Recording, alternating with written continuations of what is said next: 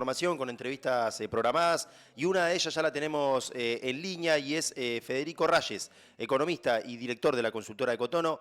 Federico querido, tanto tiempo, Ramiro Santoro y Javier Puebla de este lado te saludan. ¿Cómo estás? Buen día. Hola Ramiro, hola Javier. Buenos días, ¿cómo andan Buen día. ustedes? Bien, bien, bien acá. Saludos a todos los que nos están viendo. Gracias, Fede, por prestarte a la entrevista, también por aceptar el cambio de horario. En principio, bueno, Fede, consultarte, he leído varios artículos que estuviste publicando también a través, por ejemplo, de Tiempo Fueguín, algunas columnas que te hicieron algunos medios capitalinos también. Nosotros desde acá de Río Grande, en principio, queríamos empezar consultándote cómo ves esta coyuntura económica. La verdad que estamos atravesados por una campaña electoral, por decisiones que también viene tomando el propio gobierno nacional a través de su cartera económica. ¿Cómo estás viendo hoy desde arriba, si se quiere, la situación económica actualmente en el país? Bueno, el escenario está complejo. Creo que esa es la palabra para Bien. describirlo. No, nunca estuvo fácil. Creo que el gobierno y nacional, por lo menos desde el análisis del ordenamiento primero que la economía necesitaba para atender una urgencia, durante el 2024 fue muy bueno, fue positivo, le salieron bien las cosas al Mm. gobierno.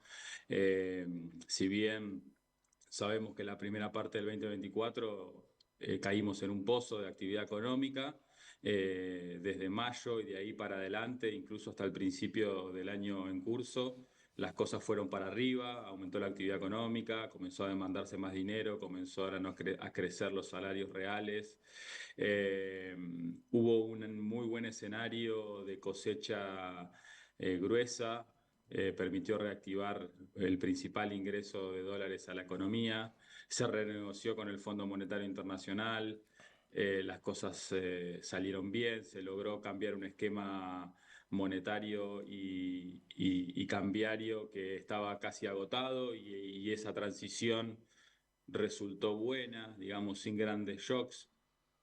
Pero bueno, todo ese escenario que estoy describiendo llegó a un punto donde donde está muy tensionado. Está claro que gran parte de esas tensiones están vinculadas a justamente el año en el que estamos, ¿no? Sí.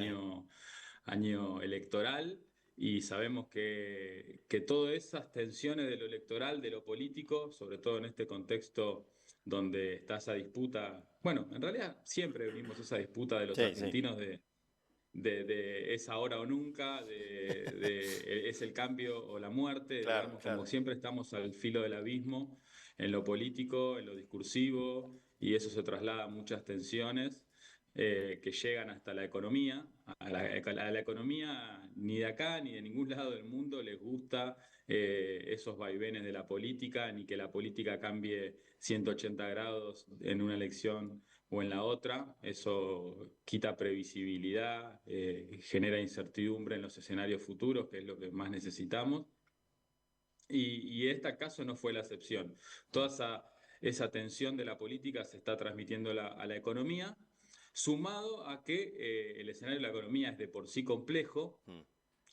porque todavía siguen enormes desórdenes acumulados en la economía argentina. O sea, no es cierto que se hayan solucionado todos los problemas que hay de la economía. Son cuestiones técnicas para analizar, enorme cantidad de exceso de dinero, dificultades para acumular reservas, proceso de inflación con grandes inercias, problemas estructurales que impiden que haya una mejora en la producción y en la empleabilidad, digamos, que haya más empleo y más producción.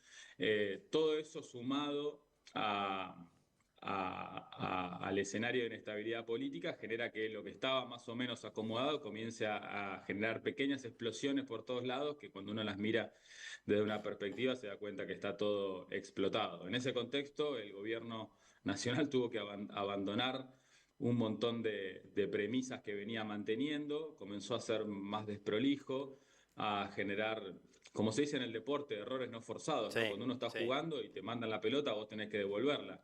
Peor sería no devolverla. El gobierno la está devolviendo en ese juego, en ese pimponeo, está cometiendo errores, Sí, está cometiendo errores que va tratando de salvar con otras jugadas apresuradas que también lo fuerzan a cometer otros errores.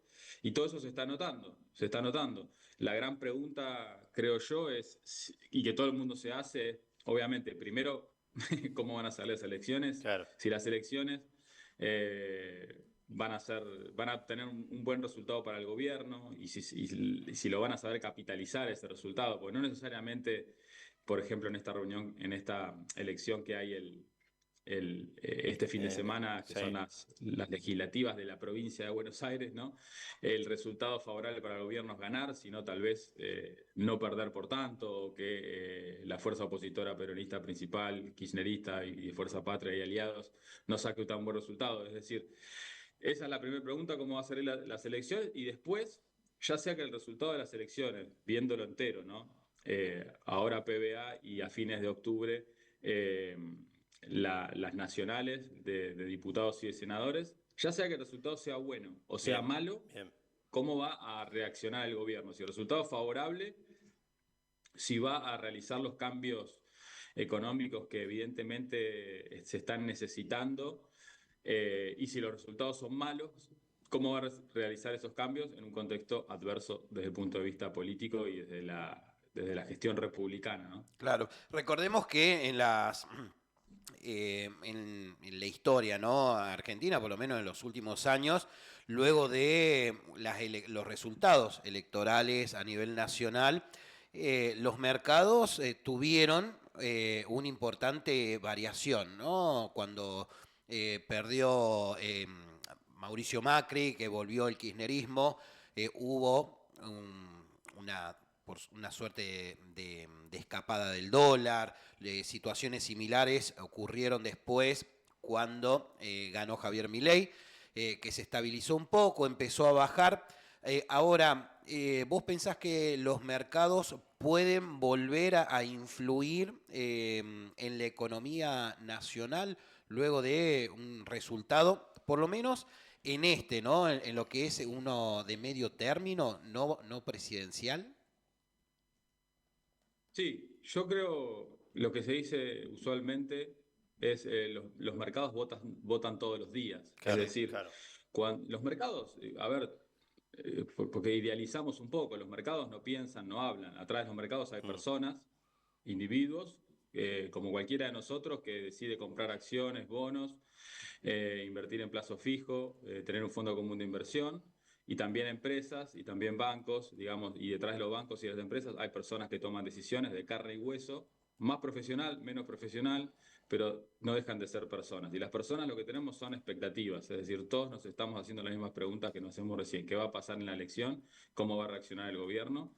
Y a lo que se refiere el mercado vota todos los días es que las personas o las personas que lideran empresas, organismos financieros que están detrás de los mercados, ya tienen esas expectativas y actúan hoy en función de esas expectativas.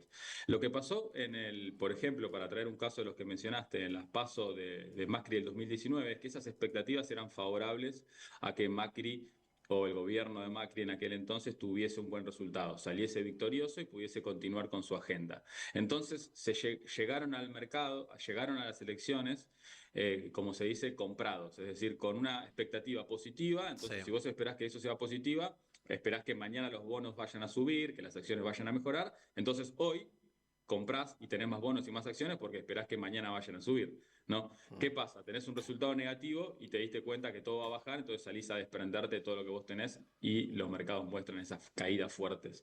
Yo creo que en esta oportunidad está pasando algo al revés. Los mercados están llegando vendidos. Entonces, lo que estamos viendo es que desde hace todo el año 2025 está siendo realmente muy negativo para los mercados, particularmente para lo que es el Merval, que es el mercado donde cotiza la bolsa de Argentina y las acciones de las empresas argentinas. Viene con mucha pérdida. Desde enero hasta la actualidad hay una caída muy fuerte de todo el mercado argentino. Y durante los últimos meses, es decir, el periodo más cerquita a las elecciones, el mercado viene particularmente negativo y llega vendido. Es decir, a diferencia de lo que pasó en ese caso con Macri, que había unas buenas expectativas de decir, bueno, acá Macri gana, entonces aprovecho a comprar ahora y ganar después la subida que va a haber post elecciones. Acá la reacción es más cautelosa, todos se están desprendiendo de activos, buscando obviamente cobertura Mm. en activos que tengan o muy altas tasas o en activos que puedan estar dolarizados, ¿no? Por eso también sabemos que eh, ha habido un movimiento importante en el mercado cambiario, sobre todo porque desarmes de posiciones en pesos yéndose a posiciones en dólares, nada nuevo por llamarlo de Sí. alguna manera. También impacto en los bonos soberanos de Argentina, que han bajado mucho su cotización, eso hace que suba el rendimiento y por lo tanto sube el riesgo país. Si vemos un riesgo país 850 puntos cuando estuvimos debajo de los Sí. 600, eso es un mercado que se está desprendiendo de los activos argentinos y bueno, si después los resultados son positivos, seguramente veremos ese efecto de un gran subidón. Claro. Como al contrario fue en esa época de Macri, que estaba todo para arriba y vimos una gran caída. Así que los mercados votan todos los días. En los últimos días, o mejor dicho, en las últimas horas, salieron algunos economistas, ex ministros de Economía también, a opinar sobre el tema del dólar y algunos indicando que la Argentina, o por lo menos este gobierno, eh, estuvo muy apresurado en liberar lo que era el cepo cambiario, ¿no? Hoy en día los bancos han tenido que subir la tasa de lo que es el interés, ¿no? Para los plazos fijos. Y la gente no se está volcando, solamente tienen un temor y están tratando de comprar la divisa norteamericana. Por eso, obviamente, se ha disparado un poco. ¿Cómo lo ves vos o cómo divisás, qué es lo que opinás sobre lo que fue en realidad la apertura? ¿Fue muy apresurada por parte del gobierno o no? Si bien se había anunciado, fue un anuncio de campaña, ¿no? Y llevó su tiempo, pero ¿estaba preparada la Argentina para esto? Buena pregunta que me estás haciendo.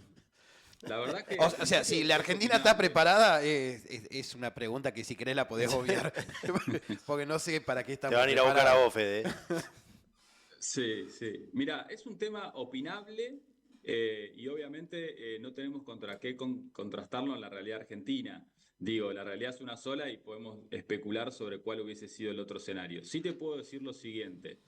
Como vos bien decías, era una promesa de la campaña al momento en el cual el gobierno decide efectuar el cambio de política cambiaria, porque eso fue básicamente lo que ocurrió, un cambio de política cambiaria que incluyó una salida o una apertura parcial del cepo. Sí, ¿Sí? En ese momento la economía necesitaba un cambio. Estábamos con un modelo de tipo de cambio fijo, que es histórico en Argentina, lo que se llamaba el crawling peg, vamos dejando que se deprecie de a poquito, 2%, 1%, y eso actuaba como ancla. Todo ese proceso de crawling peg, el gobierno lo manejó de una manera necesaria en ese entonces para contener las expectativas de inflación que estaban completamente desbocadas. Cuando eso se fue acomodando, bueno, ese modelo comenzó a quedar obsoleto por varias cuestiones que no vamos a discutir. Vos me decís, ¿estuvo bien salir a flotar y abrir el cepo? Si vos me preguntabas hace 3 meses o 4 meses, era claro que la jugada le había salido bien al gobierno, sí. porque salió a dar el golpe, se blindó completamente con los dólares del FMI, de organismos internacionales, eso evitó muchas turbulencias en ese mercado, además lo hizo en el momento adecuado, que era el momento donde había mayor liquidación del campo y mucho ingreso de dólares, y ahí parecía que estaba todo bien. ¿Sí? Eh, yo creo que la salida estuvo bien porque le ayudó al gobierno también en su pulseada política de ir generando conquistas Es decir, yo voy conquistando lo que voy diciendo que voy haciendo, lo voy Mm, haciendo y es una conquista, un puntito, un porotito para el gobierno. sí, A mí me parece que el error del gobierno lo comenzó a cometer un poquito más adelante al tratar de, en un esquema que proponía de libertad, es decir, de libre flotación, comenzar a intervenir con mucha fuerza para contener que el dólar vaya donde tenga que ir. Era lógico, y todos lo sabíamos, que la segunda mitad del año el dólar iba a subir. ¿Por qué? Porque terminaba la liquidación fuerte del agro y porque además venían las inestabilidades de la política de cara a la elección. sí, Entonces, esto iba a pasar. Yo hubiese esperado que en ese contexto el gobierno no se pusiese tan duro en evitar que el tipo de cambio fuese al alza. Hay una razón de por qué se evita eso, ¿no? Y la literatura lo llama el miedo a flotar. Yo en su momento escribí una nota que se llama El sí, miedo a flotar y sí, está documentado que la mayoría de los países tienen miedo a flotar porque la inestabilidad del tipo de cambio no es cualquier inestabilidad. Es una inestabilidad que genera muchas repercusiones adentro de la economía y una economía como la Argentina, que está todo el tiempo mirando el dólar, esas inestabilidades se magnifican. ¿No? Tenemos el valor del dólar en la tapa del diario, así directamente, cosa que no pasa en otras economías. Entonces tiene un sentido, tiene una lógica buscar un control del tipo de cambio. Pero yo hubiese, es muy fácil opinar, ¿no? Y no estar ahí en la silla, ¿no? Pero sí, hubiese sí, preferido que el gobierno hubiese optado por un acompañamiento progresivo hacia un tipo de cambio que se situara en un punto más alto, es decir, evitar la lógica de la volatilidad, que esté subiendo, sí, bajando, o que de un día para el otro el dólar salte 200 pesos. Eso hace mal en esta economía y en cualquiera. Pero si las presiones del mercado te llevan a convalidar un tipo de cambio más elevado, bueno, acompañémoslo para que se deposite en ese lugar sin mayores trastornos. El gobierno evidentemente optó por otro camino, optó por un camino de mayor intervención, evitar la mayor volatilidad del tipo de cambio, evitar que el tipo de cambio llegase a la banda. Eso generó que el gobierno comenzara a intervenir. Esas políticas de intervención fueron erráticas porque en un momento se dijo que no se iba a intervenir, después se dijo que sí. Eh, en política monetaria es muy importante lo que se llama la regla. La regla es decir, yo voy a hacer esto y cumplirlo. Y todo lo contrario a la regla es la discreción. Y cuando uno comienza a tomar discreción o arbitrariedad en la toma de decisiones, comienza a generar incertidumbre. Porque si hiciste algo que no dijiste que no ibas a hacer, bueno, es probable que mañana hagas otra cosa de las que no dijiste que ibas a hacer. Entonces, toda esa incertidumbre que se suma a la política también están operando actualmente en la realidad y en la coyuntura económica y generan esa gran estabilidad. Para mí salir parcialmente, por lo menos del cepo, estuvo bueno. Ahora, si yo al mismo tiempo que permito salir del cepo, piso de manera indirecta el tipo de cambio, eso mantiene la sensación de que tenemos un tipo de cambio barato porque hay expectativa de que el tipo de cambio sea más alto y genera que gran parte de los dólares que están disponibles en ese mercado de cambios se vayan a atesoramiento porque uno piensa que está barato, entonces compro y me lo guardo, o se vaya a consumo en el exterior, porque yo sé que, bueno, puedo aprovechar a hacer el viaje ahora, comprarme lo que yo quiero ahora, que el dólar está barato. Que eso está perfecto que sí suceda y es parte de la lógica del gobierno, de que haya libertad de los individuos, de poder usar su dinero como quieran, para viajar a donde quieran, comprarse la camioneta que quieran o la PlayStation que les gusta, lo que se les ocurra. Pero si eso está en un mercado donde yo estoy interviniendo de manera indirecta, claro está, en el tipo de cambio y ahora ya de manera directa, porque hay operaciones del Tesoro directamente operando adentro de las bandas, entonces se generan distorsiones, que es justamente la premisa del gobierno. Intervenir genera distorsiones. Bueno, y eso es lo que está pasando. Las intervenciones están generando distorsiones y esas distorsiones generan otros problemas y esos problemas necesitan otras medidas y esas medidas vuelven a generar distorsiones. Entonces, toda esa operación cambiaria y monetaria que está generando el gobierno, estoy completamente seguro en contra de los principios más fundamentales que defienden, están generando todos estos problemas. Ahora bien, lo que espera el gobierno es que todo esto sea coyuntural y que la fecha de muerte de todas estas medidas ad hoc sean las elecciones y ahí se genera esa gran incertidumbre que es la que volvemos al principio. ¿Qué va a hacer el gobierno después de las elecciones? Ya sea que le vaya bien o que le vaya mal. Y tenemos un escenario similar al de principio de año, que era este modelo de Crowley Peck no da para más. ¿Cuándo cerramos con el FMI? ¿Cuándo salimos del cepo? ¿Se acuerdan de ese momento a principio sí, de año? mm, En marzo, abril, que estábamos ¿Qué pasa? Esto no va para más. En cualquier momento tiene que llegar un anuncio. Bueno, ahora estamos en una situación similar. En cualquier momento va a llegar un cambio de esquema y seguramente va a ser a fin de año, ¿no? A partir de noviembre. Fede, cambiando de tema y aprovechando que te tenemos en línea, de hecho no te lo he consultado en la previa como para ver si tenías algún número preparado o no, pero entiendo que has seguido de cerca o has mirado por lo menos la presentación del presupuesto que ha hecho el gobierno de la provincia de Tierra del Fuego, cumpliendo en este caso con la normativa vigente. No sé qué pudiste pispear desde ahí, desde esas proyecciones que tienen, sabemos que son proyecciones, que tienen que pasar por la legislatura. He encontrado también algunos análisis de algunas consultoras a través a través de Twitter, uno se va encontrando con números, con planillas. En tu caso particular, ¿pudiste observarlo?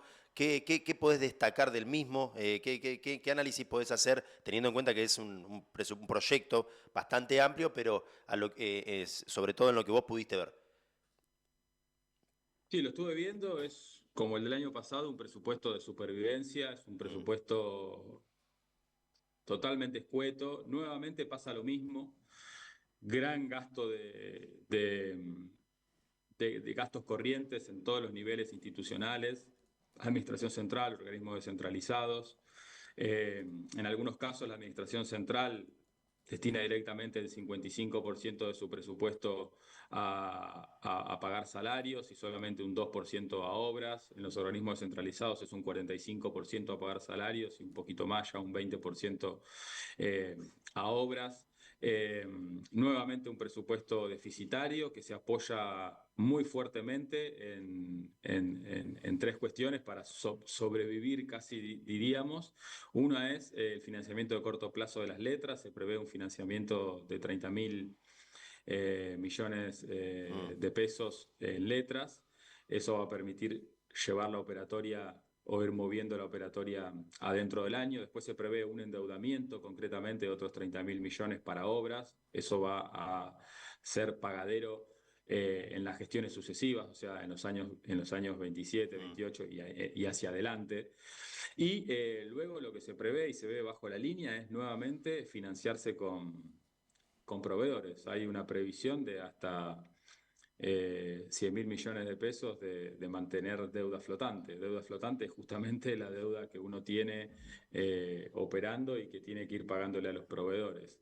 Entonces, lo que se ve es eso que te estoy comentando, a grandes rasgos, un presupuesto completamente de supervivencia, muy cargado en gastos operativos y algunas algunos esfuerzos, por llamarlo de alguna manera, en gastos de capital, en algunas obras que están previstas en el presupuesto, pero nada más que eso. Incluso se prevé algunas autorizaciones extraordinarias al Poder Ejecutivo para poder renegociar parte de las obras que están en curso o que quedaron truncadas porque o no pudo llegar el gobierno provincial, en parte por el retiro de algún financiamiento del gobierno nacional. Claro, Pero no hay más ahí que eso, sí. no hay mucho más para nada, para ver. Y esa última de mi parte, Fede, y mencionabas esto de lo que se puede llegar a observar con el no envío, digamos, de fondos de parte de Nación a la provincia.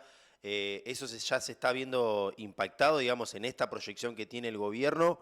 O porque uno por ahí escucha algunas declaraciones de funcionarios provinciales de distinta índole, ¿no? Legislatura, gobierno, concejales, legisladores, advirtiendo sobre esta falta de envío de recursos. Está claro que la paralización de la obra pública es un hecho, se ve en las calles, no hay obra pública, no hay envío de fondos tampoco en ese sentido. ¿Vos en ese proyecto ya se observa, digamos, esa falta de acompañamiento nacional o no es tan alarmante quizás como se lee en los medios de comunicación?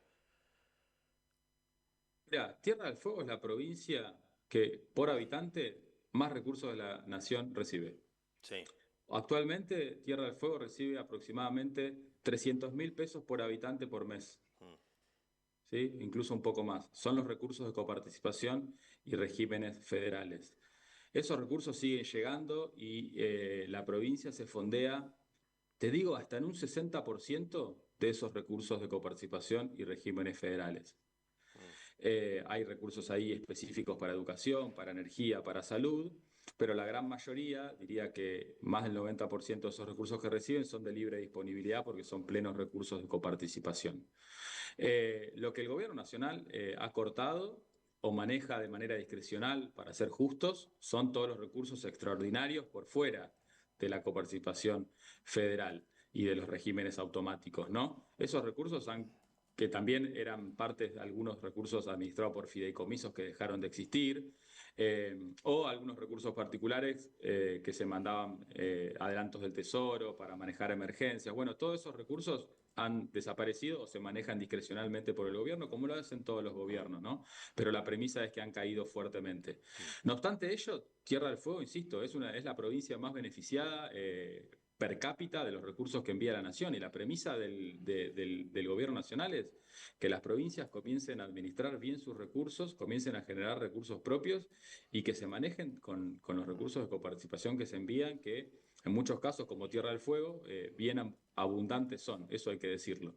Evidentemente hay un desafío ahí para la administración provincial de comenzar a generar recursos. ¿Cómo se generan los recursos? Y o cobras más impuestos o generás una base más grande a quien cobrarle impuestos. Eso es tratar de generar mayor actividad económica, que haya mayor actividad productiva en la provincia, la famosa diversificación de la Sí. matriz productiva para poder tener más actividad económica y en ese sentido poder recuperar más recursos. Obviamente vos me decís, está bien, pero en este contexto económico también es muy difícil que se genere la inversión. Con tasas de interés del 60%, Claro. prefiero plata del banco a tener que comprar una máquina. Bueno, todo eso está en juego y evidentemente son tensiones que se viven entre lo macro, lo micro, lo nacional y lo provincial y es gran parte del desafío histórico de nuestra provincia y de nuestro país y creo que gran parte de esas soluciones comienzan a estar, obviamente con una macro ordenada, pero también con un replanteo total de los regímenes laborales, de los regímenes tributarios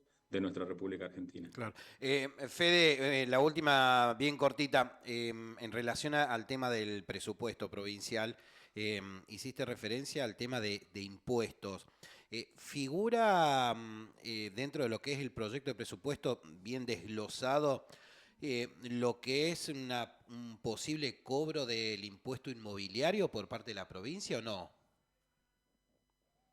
¿Sabes que no le presté atención en esta oportunidad? Ujú. Tengo entendido que debería estar porque todos los años requiere la renovación de la legislatura. Así que Sí. supongo Claro, que claro. si no comenzaron a hablar todavía los legisladores municipalistas, como se les dice, es porque ya debe estar charlado y no va a ser la excepción. Sí hay algo ahí que me llamó la atención en esa disputa entre recursos provinciales y municipales, porque en definitiva estamos hablando de eso. Sí. Recordémosle a todos que la coparticipación nacional, parte de la coparticipación nacional se distribuye a los municipios por parte de la provincia y también impuestos provinciales y derechos y regalías que se le cobran a los productores de hidrocarburos también se distribuyen a los municipios. Bueno, hay un artículo en particular que está en relación al fondeo de la salud, es un fondeo que se utiliza para pagar asistencia en salud a aquellas personas de nuestra provincia que no tienen seguridad social, ¿no? Ni cobertura médica. Y ese fondeo, en términos generales, la ley estaba previendo que se fondeara con aportes del Tesoro Nacional, aportes del Tesoro Provincial, etcétera. En esta ley de presupuestos se está previendo concretamente que un 7% de esos recursos directamente vayan al fondeo, antes de repartirlos a los municipios. Entonces, ahí va a haber una disputa porque esos fondos ahora van a ser administrados por las provincias para atender las necesidades de salud de los vecinos de toda la provincia, obviamente de los municipios, pero son recursos que ya no van a estar llegando de manera directa a los municipios. No sé si se entendió, pero Sí. bueno, la cuestión es que seguramente esto va a estar generando alguna tensión, alguna disputa en la administración de estos recursos. Federico, muchas gracias siempre por la predisposición de explicarnos un poquito sobre economía y de atendernos cada vez que te llamamos. Sigue pendiente la deuda cada vez que sigue pendiente la deuda, es redundante, pero te esperamos acá por Río Grande cuando vengas para compartir algo acá en la radio. Así que muchas gracias como siempre.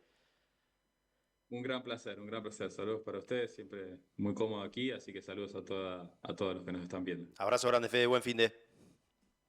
Buen fin de semana. Hasta luego. Pasaba Federico Reyes de la consultora de Cotono, hablando un poco de la coyuntura nacional, del presupuesto del gobierno de la provincia y bueno, de lo que puede llegar a suceder después de las elecciones. El panorama es complejo. Es Lo complejo, sí. resumido de esa manera. Yo, bueno, consultaba, ¿no? Que no vaya a ocurrir lo último se vivió en la Argentina, bueno, lo que fue en las elecciones PASO, esa derrota, ¿no? Del macrismo, Claro. que, bueno, alteró a los mercados. Sí. Eran mercados, obviamente, como bien decía Federico, detrás de los mercados, sí, obvio que hay personas, ¿no? Pero eran personas o empresas, empresarios que están moviendo el mercado, Sí. que mueven la aguja, y son aquellos que van en contra de las políticas del peronismo. Son más de derecha, más empresarial, y bueno, obviamente esto sí golpea y pone nerviosos. A ver, ¿qué puede llegar a suceder hoy en día? Es algo que Sí, bastante indescifrable. sí, que no se sabe porque vos ya no sabés qué conviene. Sí hay que estar atentos y nos lo advertía Fede a lo que pueda, a qué impacto puede llegar a tener o no la elección de este fin de semana en Buenos Aires. Sí. Ahí quizá tengamos un primer anticipo de lo que nos puede llegar a deparar de acá a fin de año Sí. en materia económica. Sobre Sí, todo, yo pienso que esta elección de este domingo no va a mover mucho la aguja en las decisiones políticas o las medidas políticas. Sí, en octubre. Porque a partir de octubre, Javier Milei va a tener que tomar una decisión, una determinación de qué forma continuar. sí. A ver, recordemos que en octubre terminan las elecciones, pero no va a haber un cambio. No es que ya a partir de octubre se sientan los nuevos diputados, los nuevos Claro. senadores. Esto va a ocurrir recién en diciembre. Sí.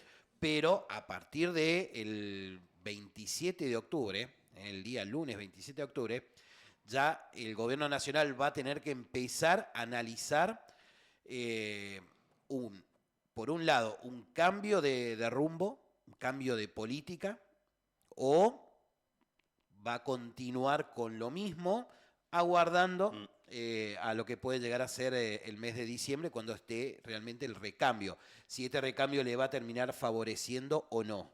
Sí, ¿no? Habrá que ver qué es lo que sucede y habrá que seguir de cerca también la discusión del presupuesto en la legislatura, una legislatura que se despidió con el mes de agosto sin sesiones, no hubo sesiones en el mes de agosto, lo único novedoso, si se quiere, que hubo en materia parlamentaria fue la comisión escandalosa también que tuvo acá por Salmoneras, que terminó con la renuncia de Laura Colazo a la Comisión de Recursos Humanos. Después no hubo sesiones, más allá de que por calendario debería haber una sesión. Algo que de prensa de la legislatura, de la presidencia de la legislatura, nunca se informó oficialmente. ¿Qué sucedió con ese dictamen? Primero, no se informó qué sucedió. Hubo una escueta gacetilla, pero no se informó del apartamento de Laura Colazo en la presidencia. Y acá la vez pasada pasaba el legislador Bondertusen y él mismo decía, primero hay que ver si ese dictamen finalmente termina siendo válido o no, porque hasta algunos propios legisladores están como esperando si finalmente ese dictamen tiene validez o no. Uno entiende que va a terminar teniendo validez, Sí. pero bueno, habrá que ver qué es lo que sucede. Querido amigo, lo que vamos a hacer ahora es una pausa. Vamos a renovar el mate porque tenemos otra entrevista pautada. En un ratito llega Celeste Gómez para compartir cine. Pausa, querido Walter, Seba, ya volvemos. Nada con vos, dame más. Reina de